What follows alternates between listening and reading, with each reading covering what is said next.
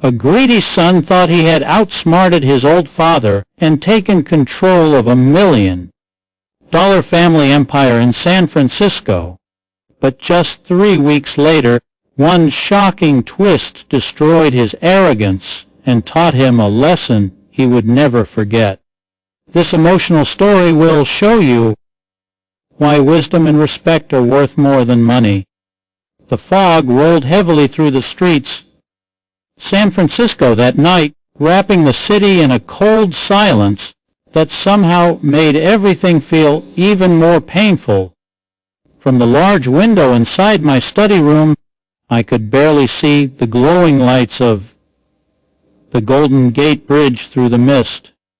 The city looked beautiful from a distance, calm and untouchable, but inside my home, something far darker was unfolding. I sat quietly in my leather chair, my hands resting on the edge of the wooden desk that had been in our family for decades. Every inch of that room carried memories of sacrifice, hard work, and family pride. The shelves filled with old books, the framed photographs on the walls, the faint smell of coffee and polished wood. All of it reminded me of the life I had spent building from nothing. Standing across from me was my son Mark, the same boy I once carried through Golden Gate Park when he was too tired to walk. The same child who used to wait near the front door every evening just to hug me when I returned home from work. But tonight, there was something unfamiliar in his eyes. The warmth was gone. The respect was gone. All I could see now was ambition mixed with greed. The kind that slowly destroys a person without them even realizing it. Without saying a word at first, he stepped closer to my desk and threw a thick file down in front of me. The sound echoed through the room sharply enough to make my chest tighten. He loosened his expensive tie and looked around the office with a strange confidence, almost as if the room already belonged to him. "Dad," he finally said in a cold voice, "you need to stop living in the past. The business needs modern leadership now. You're getting older, and honestly, you can't manage things the way the market works today." I stayed silent and looked at him carefully.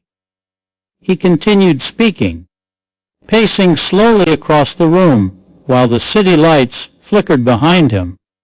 He talked about Silicon Valley investors, new opportunities, technology partnerships, and expansion plans in Los Angeles. Every sentence sounded polished, but beneath those words I could hear something else: impatience. He wasn't talking like a son worried about his father. He was talking like a man desperate to take control. Then he pushed the documents closer to me. "All you have to do is sign these papers," he said. "Transfer everything over to me and let me handle the future." I lowered my eyes toward the papers but didn't touch them. Deep down I already knew what this was. He wanted ownership of the family estate, the company, and every property tied to our name. The historic Nob Hill house we lived in had survived generations of struggle, and now my own son wanted complete control over it before I was even gone. When I still didn't respond, his tone suddenly changed. "Don't make this difficult, Dad," he warned quietly. "If you refuse, then maybe it's time you move somewhere else. Somewhere peaceful. A retirement home outside the city would probably be better for you anyway." For a moment, the room felt unbearably quiet. I looked at the man standing before me and tried to recognize the little boy I once knew, but all I saw now was someone blinded by pride and greed. I kept staring at Mark after his words faded into the silence of the room. Outside, the wind pushed the fog through the streets of San Francisco while the faint sound of traffic drifted up from the hills below. Nob Hill. The city was alive as always, but inside my chest there was a heaviness I could not explain. A father spends his entire life believing that his children will protect the family name, not destroy it with their own hands. Yet the man standing in front of me looked more like a stranger than my son. Mark crossed his arms impatiently and glanced toward the papers again. His expensive watch reflected the soft light from the desk lamp, and for a moment I noticed how much he had changed over the years. Success had given him confidence, but somewhere along the way that confidence had turned into arrogance. Silicon Valley had filled his head with dreams of power, luxury, and endless money. He no longer spoke about loyalty or family. Everything was about profits, investments, and influence. "Dad, I don't have all night," he said sharply. "The investors are waiting for my confirmation. Once this transfer is complete, we can move forward with the expansion plans." I looked down at the documents without opening them. My fingers rested quietly on top of the file while my mind traveled back through the years. I remembered sleeping inside a tiny apartment when Mark was still a baby. I remembered working 16-hour days just to keep food on the table. There were nights when I skipped meals so he could have the best education possible. Every business deal, every sacrifice, every exhausting year had been for him. And now he stood before me threatening to throw me away like an old piece of furniture. The pain of that realization cut deeper than any financial betrayal ever could. Mark walked toward the window and stared out at the city lights. "You built something great," he admitted, "but your generation doesn't understand how the world works anymore. This business could become 10 times bigger if you'd stop holding it back." I finally spoke, my voice calm and controlled. "And if everything collapses?" He let out a small laugh. "It won't collapse. You worry too much." That answer told me everything I needed to know. He believed success was guaranteed. He believed intelligence alone made him untouchable. But life has a way of humbling people who mistake confidence for wisdom. For several long seconds, neither of us said anything. The ticking clock on the wall sounded louder with every passing moment. Then Mark leaned forward slightly and lowered his voice. "Listen, Dad, if you really care about this family, you'll sign the papers tonight. Otherwise, things are going to get uncomfortable for both of us." There it was. Not concern. Not love. A threat. I slowly leaned back in my chair and studied his face carefully. He truly believed he had already won. In his mind, I was just an old man standing in the way of his future. He could not see the danger hidden inside his own greed. I reached for the pen resting beside the documents. The moment my fingers touched it, Mark's entire expression changed. The tension disappeared from his face and was replaced with quiet excitement. He stepped closer to the desk, watching every movement carefully, as if he were seconds away from claiming a kingdom. I opened the file calmly and signed every page one by one. The scratching sound of the pen against paper filled the room.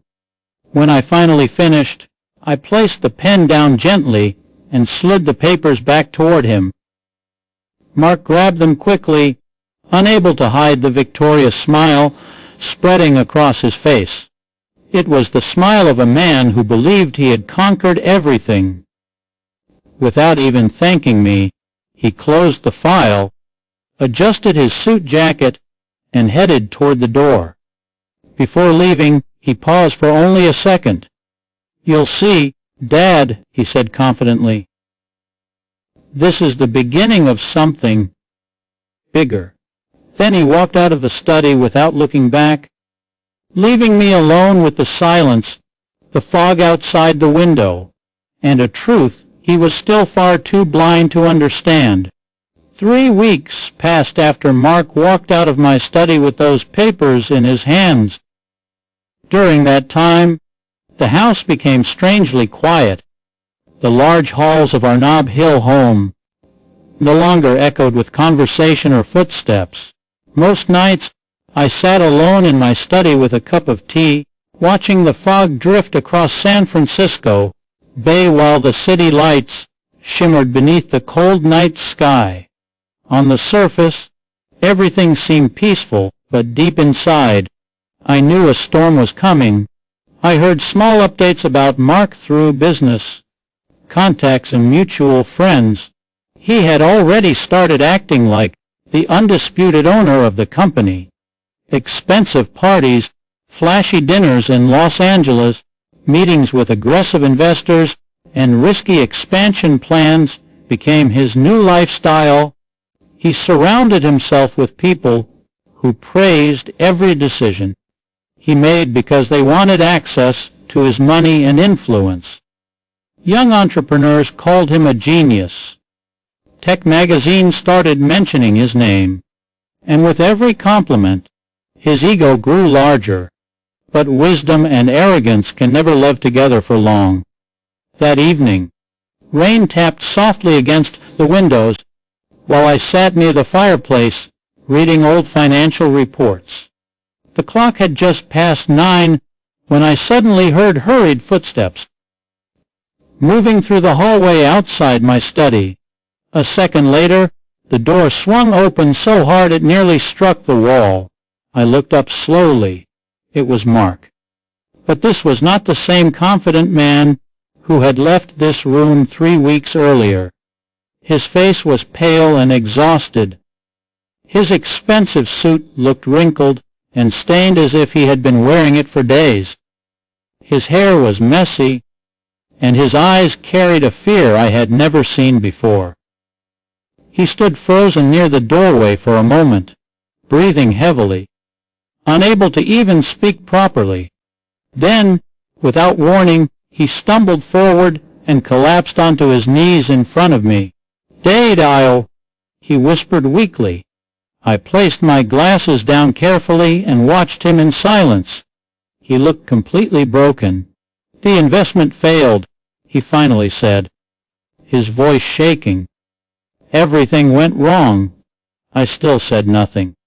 Mark buried his face in his trembling hands before continuing. "The partners in Los Angeles lied to me. They moved money behind my back. The company defaulted this morning. Our accounts are frozen. Investors are pulling out. Lawsuits are coming. I lost everything." His breathing became heavier with every sentence. "We're ruined, Dad," he said desperately. "The business, the properties, all of it is gone." For a few quiet seconds, only the sound of rain filled the room.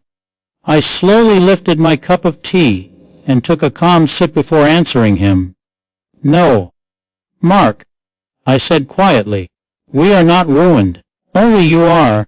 He looked up at me in confusion, his eyes red with panic. "What do you mean?"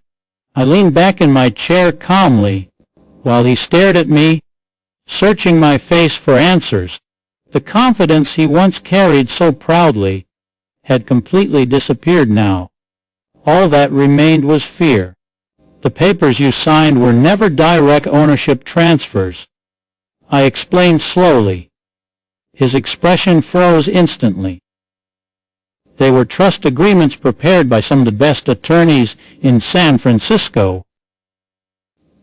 Mark blinked several times as if he had misunderstood me. "There was a condition hidden inside those documents," I continued. "If any reckless financial decision or major loss occurred within 30 days of transfer, every asset would automatically return my control." The color drained from his face. For a moment, he simply stared at me in complete shock. unable to process what he had just heard. The empire he thought he controlled had slipped through his hands. The moment his greed blinded his judgment. His lips trembled slightly. You planned this." I looked at him quietly for several seconds before answering. "I needed to know whether you were truly ready to carry this family legacy, or whether you only wanted the power that came with it." Mark remained on his knees in front of me, completely silent after hearing the truth about the trust documents. The confidence that once filled his voice had vanished. Even the way he breathed had changed. A few weeks earlier, he had walked into this room believing he was smarter than everyone around him, convinced that money and ambition alone were enough to control the future. But now, sitting beneath the soft light of the study room, with rain falling outside the windows, he looked like a lost child who had finally realized how fragile success really is. I watched him carefully. While he struggled to gather himself together, his hands were shaking slightly, and his eyes avoided mine out of shame. For the first time in many years, there was no arrogance left in him. Failure had stripped it away faster than any lecture ever could. "I thought I understood business," he said quietly after a long silence. "I thought I was making the right moves." I leaned back in my chair and looked toward the window for a moment. The fog had started rolling across the bay again, covering parts of the city in darkness, while the distant lights of San Francisco flickered like fading memories. "Business is not the same as wisdom," I replied calmly. "One can make money when things are going well. The real test comes when greed starts controlling your decisions." Mark lowered his head further. "I was trying to build something bigger," he whispered. "And in the process," I said softly, "you almost destroyed everything your family spent generations building." The words hit him hard, because deep down he knew they were true. He had become obsessed with proving himself powerful. The excitement of fast money, risky investments, and wealthy connections had blinded him to the value of patience and responsibility. He wanted success immediately, without understanding the sacrifices that true success demands. For several minutes, neither of us spoke. The crackling sound of the fireplace filled the silence while rain continued falling outside. Then Mark finally looked up at me again, his eyes filled with regret. "I'm sorry, Dad." Those 3 words carried more honesty than anything he had said in years. I slowly stood from my chair and walked toward the window. From there, the city looked endless. Somewhere beyond those streets were millions of people chasing wealth, status, and recognition, believing those things alone could bring happiness. But life has a strange way of teaching painful lessons to people who forget where they came from. "When you were a little boy," I said quietly, still looking outside, "you used to hold my hand every time we crossed the streets in this city, because you trusted me to protect you. Somewhere along the way, you stopped trusting the people who loved you and started trusting strangers who only cared about your money." Mark wiped his eyes but said nothing. I turned back toward him slowly. "The men you called partners saw your arrogance and used it against you. They knew you were too desperate to prove yourself." He nodded weakly. "I know." I walked closer and placed my hand gently on his shoulder. Despite everything that had happened, he was still my son. Anger may last for a moment, but blooded love runs much deeper than pride. "I could leave you to deal with this alone," I told him. Maybe that would be easier. But a father's job is not only to punish mistakes, it's to make sure his child learns from them. Tears rolled down his face again. I don't deserve another chance. Maybe not, I replied honestly. But life rarely gives perfect people second chances. It gives broken people opportunities to become better. Mark looked at me in silence while I continued speaking. You will start over from the beginning. No special treatment. No executive office. No luxury lifestyle. Tomorrow morning, you will walk into this company as an ordinary employee and earn your place step by step. For the first time that night, he nodded without resistance because the arrogance inside him had finally been replaced by humility, and somewhere deep within, he had finally begun to understand that real success is built not on power or greed, but on character, respect, and the wisdom to value the people who stood beside you long before success ever arrived. And if this story touched your heart, don't forget to subscribe to the channel and press the bell icon so you never miss another powerful emotional story with meaningful life lessons. Your support truly means a lot, and I'll see you in the next story.